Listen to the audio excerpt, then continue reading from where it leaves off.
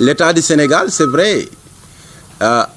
dans le cadre de la lutte contre le corona, est en train de mobiliser quand même, de faire des efforts assez importants.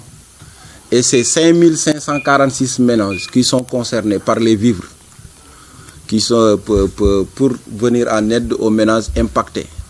Mais si vous multipliez 5546 ménages, au moins, vous dites chaque ménage a à peu près 5 à 8 personnes, c'est autour de 40 000. Donc cette aide de l'État ne va impacter que 40 000 personnes sur les 122 000. Donc il va nous rester encore quand même un gap assez important. Et la commune Thiès Nord aussi n'a pas les moyens de faire quand même beaucoup de choses par rapport à ce nombre important de ménages qui seront quand même laissés en rade. Nous sommes en train, dans le cadre de l'administration, de voir comment, après le passage de l'État, voir les ménages qui ne seront pas quand même soutenus, comment les soutenir. Mais ce n'est pas facile. Donc, chers partenaires, vous comprenez aisément, vous pouvez imaginer aisément la satisfaction que nous avons en recevant ce don important. Donc, qui va nous permettre, après la formation de nos jeunes, la sensibilisation, de pouvoir quand même faire un ciblage des secteurs assez sensibles. Ça veut dire les 11 postes de santé de la commune Thiès Nord qui sont dans un dénuement total. C'est un personnel soignant, sans matériel de protection, sans produits détergents. Mais également notre grand marché central. Donc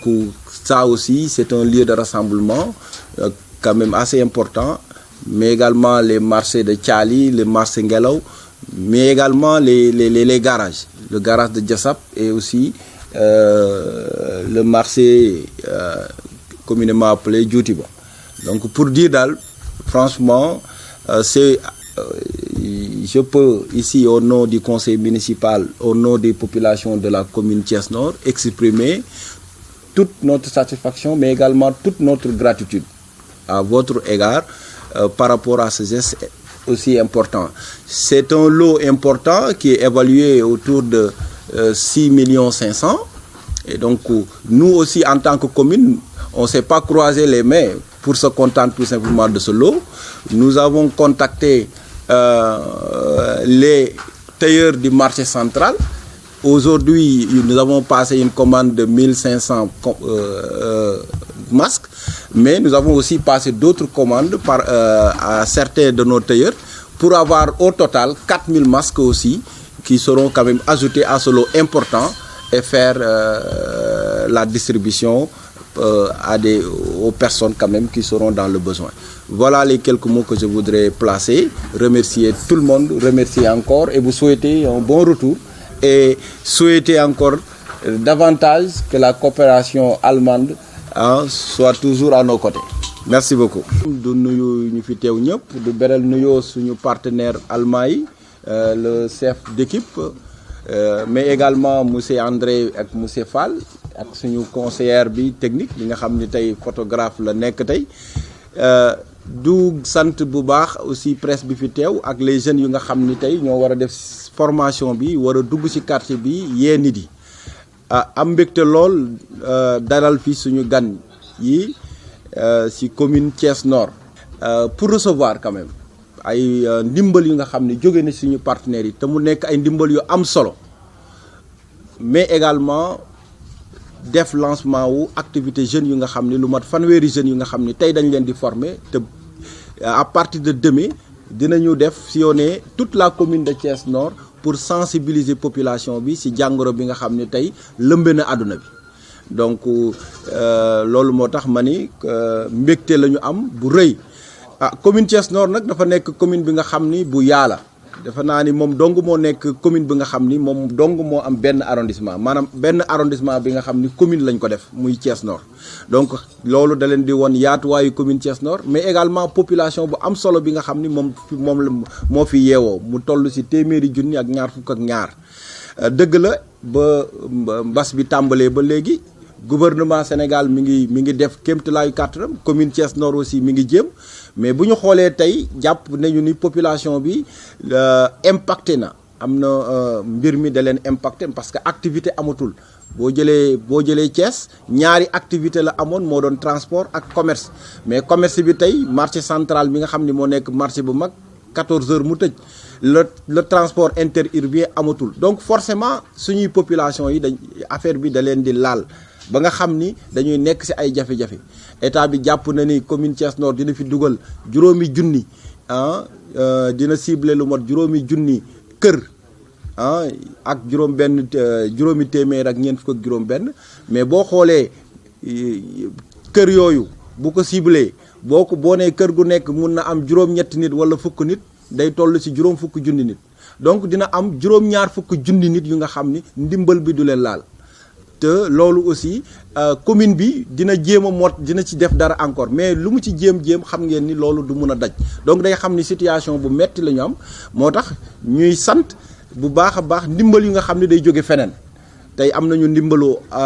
suñu partenaires yi allemand bi nga xam ni ci domaine bi nga xam ni moom lañ leen sollicité lu am solo la parce que jàppale nañ ci ay produits yu nga xam ni valeur bi egg na ci juróom benn million ak juróomi téeméeri junni te loolu dinañu mën a jàppale ñu mën a cibler yenn bërëb yu nga xam ni lu mel ni poste de santé yi nga xam ni naam defoon nañ fa ndimbal mais tey soxla nañu ay produits détergents mais également ay matériel de protection mais également yenn bërëb yu nga xam ni day am ay nit yu bëri lu mel ni marché central lu mel ni marché Thiali lu mel ni marché Ngelaw mais également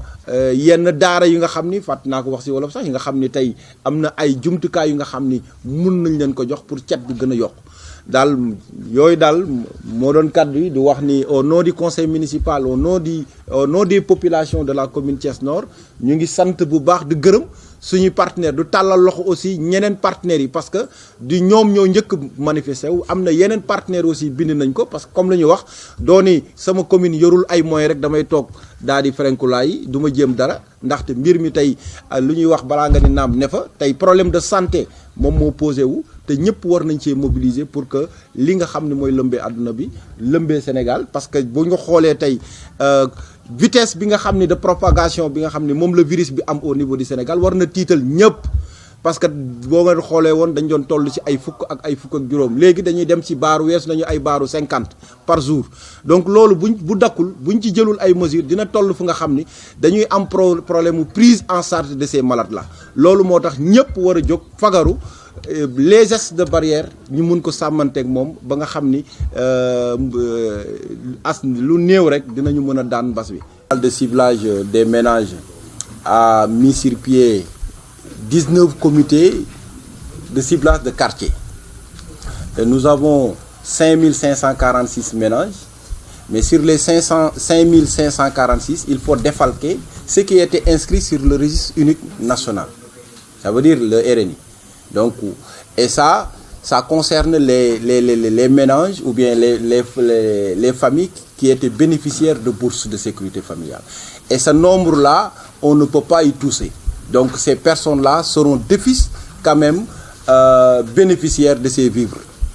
Maintenant, il nous reste 3009 ménages à cibler. Si nous enlevons ceux-là les familles qui ont été bénéficiaires de bourses de sécurité familiale ou bien même qui ont fait l'objet d'enquêtes. Donc, il va nous rester 3009 ménages. Et ces 3009 ménages ont été répartis selon la taille de chaque population. Et aujourd'hui, on est en train, les comités de quartier sont en train tout simplement de faire le ciblage de leur quota. Et après le ciblage, ils vont nous restituer leurs travaux. Et c'est au niveau du comité communal de ciblage où nous allons faire quand même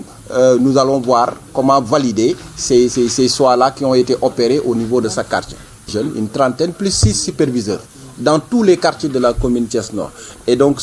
nous avons scindé la commune Thiès Nord en 10 zones. Et dans chaque zone, il y aura une équipe de jeunes qui fera quand même les porte-à-porte. Nous avons pensé qu'aujourd'hui, vu la recrudescence de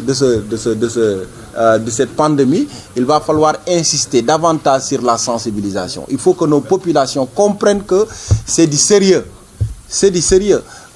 Là où les grandes puissances ont des difficultés et aujourd'hui assistent quand même à des milliers de morts par jour, ce n'est pas le Sénégal qui n'a pas de moyens. Si aujourd'hui le nombre explose, nous serons confrontés à un problème de prise en charge. Nos hôpitaux ne sont pas prêts pour recevoir autant de personnes. Donc c'est pourquoi aujourd'hui, pour parer à cela, il faut que nos populations quand même respectent ces gestes de barrière, respectent les mesures d'hygiène. Donc c'est pourquoi nous avons senti la nécessité d'envoyer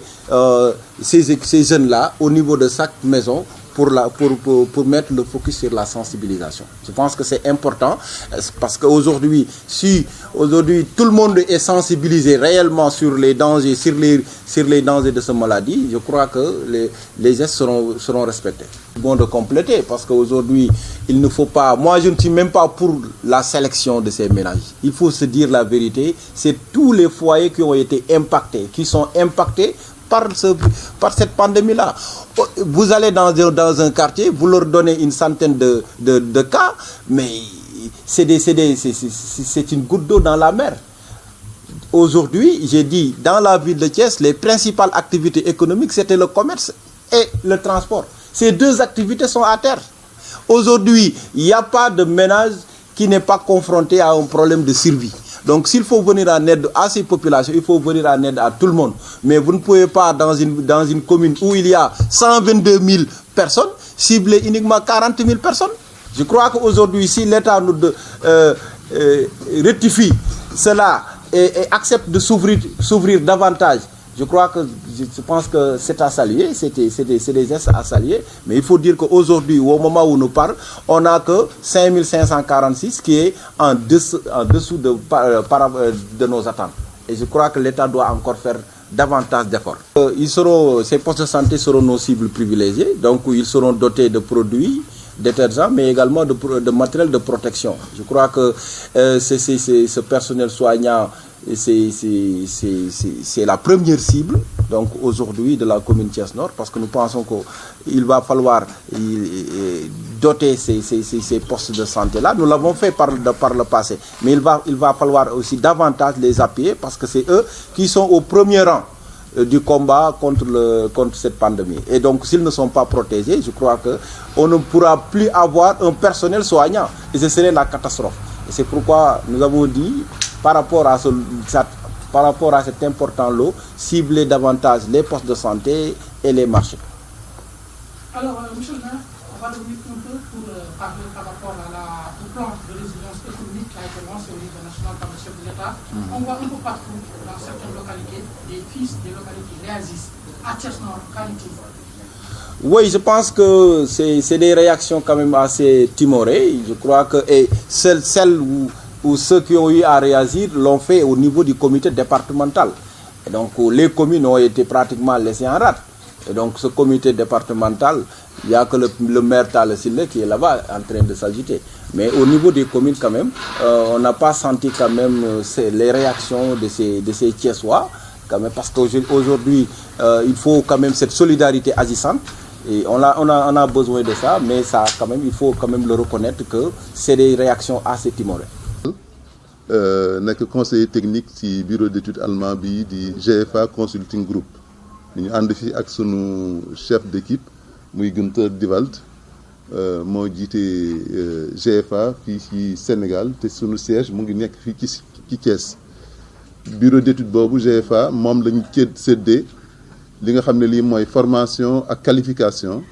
ci biir programme de coopération sénégalo-allemand bi tudd Réussir au Sénégal. Réussir au Sénégal li ko tax a jóg mooy ànd ak nguur gi ci fépp ci Sénégal ngir jàppale ko ci politique de jeunesse am rawatina ci li nga xam ne lii mooy tàggat ndaw ñi ci ko dale ci fukki at ak juróom ba fanweeri at ak juróom ñu tàggal leen jox leen métier boo xam ne bi dina tax ñu mën a nekk fii tekki fii ci seen réew.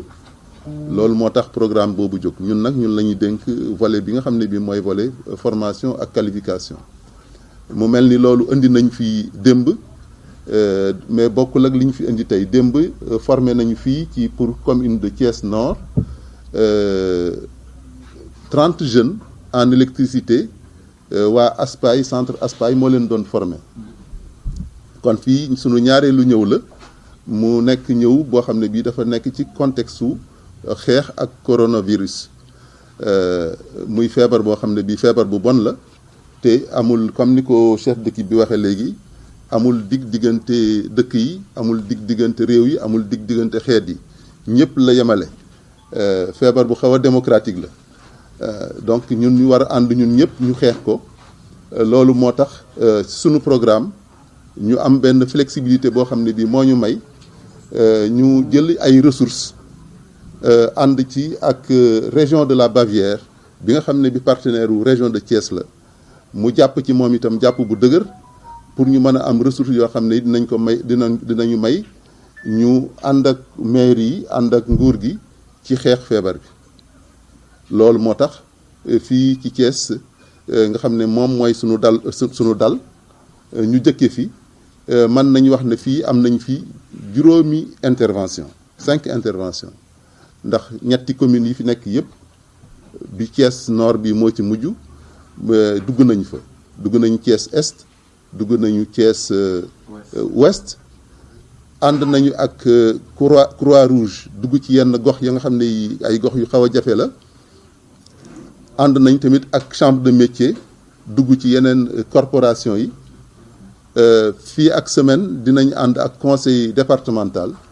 pour dugg ci communes yi nga xam ne yi génn nañu Thiès tuuti muy juróom benni commune li ko dalee Fandène Tassette Thiénaba Ngoundiane ba Ndiéyène Sira ak Touba Toul kon loolu mooy liggéeyu GFA ndax dañ jàpp ne liggéey bi bu fekkente ne moo doon formation professionnelle bu ñu demee ba lu mel nii ñëw nga xam ne école yëpp tëj nañu kon dafay mel ni kon dañu war a taxaw waaye ñun taxawuñu dañu bëgg ànd ak xeet wi ci li nga xam ne li moom mooy seen soxla ci jamono bi ñu ànd ak ñoom ci xeex ko bu ñu paree ci loolu nag ñu jubluwaat ci li nga xam ne lii moo doon suñu programme initial loolu moo waral suñu intervention mairie bu ñu dem def nañ fa lu mel nii muy ay intervention boo xam ne bi li ci jiitu mooy former ay relais ay ndaw yoo xam ne yi maire bi ci seen bopp moom moo leen di tànn ñun du ñu tànn dara ñoom ñooy tànnal seen bopp ay ndaw yi leen doy ñu tàggat leen former leen pour ñoom ñu mën a nekk ay relais yoo xam ne dinañ dem ci gox yi dem ci marché yi waxtaan ak marchand yi tailleurs yi mécaniciens yi ak yeneen xeet métiers ya nga xam ne